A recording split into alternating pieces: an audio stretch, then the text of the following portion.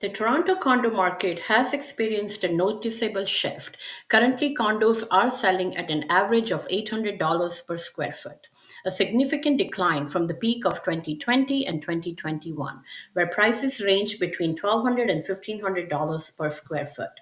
This reduction highlights the ongoing challenges in the market, reflecting changes in the buyer demand, higher interest rates, and overall economic uncertainty. Many investors and buyers are now taking cautious approach, resulting in a more competitive pricing environment. Another key issue is the size of these units. Many condos are so small, often referred to as a shoebox units, that they are only suitable for single occupants.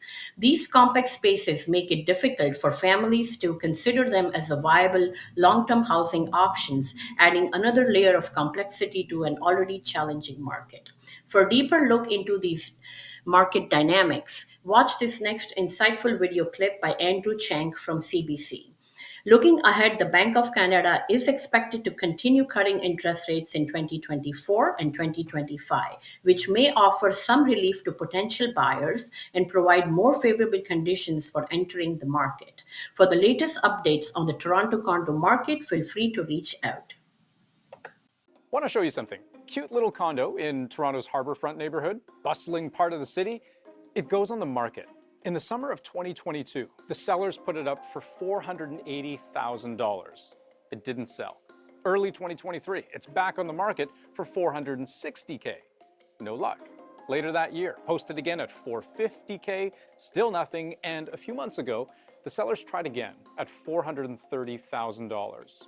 No takers. This condo was sitting on the market for more than 400 days without a sale. Right now, in Canada's biggest cities, there's a ton of condos like this struggling to sell. Condo sales in Toronto, for example, haven't been this low since the financial crisis in 2009. Condo flippers are getting absolutely slaughtered right now. In majority of these towers, they are half empty. Some can't afford the carrying costs, and lots of them are all in this situation at the same time. So you end up with a flood of condos on the market. But isn't that the very definition of a buyer's market? Like, isn't this great news for people who want to jump in? Well, it would be if these condos had actually been built for the people looking to buy.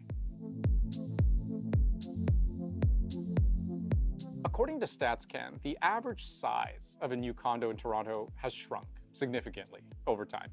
From 1981 to 1990, new condos were on average about 1,000 square feet. From 2016 to 2020, they were around 650 square feet, or about 40% smaller. And if you ask anyone who lives in the downtown core right now, 650 square feet actually feels pretty big. This is what a 275 square foot condominium looks like in downtown Toronto. Look how small this bedroom is in this Toronto condo for sale that I was showing. This is the den. This little cutout in the wall is the den, okay? Doesn't even fit an entire table. And yes, Toronto is definitely an extreme example here. But the analysts we spoke to say these tiny units have become more and more common since the early 2000s right across the country. And developing these smaller condos targeted specifically at investors who then turn them around for rent, that was a real business opportunity. The analysts we spoke to all said they do expect the price of these smaller units to come down over the next 6 months or so. That doesn't make them any more ideal a place to start a family. But if the price made more sense, that takes some of the sting off, right? Either way, it seems both sides of the housing equation are stuck. Sellers driven to sell can't, and buyers don't like their options.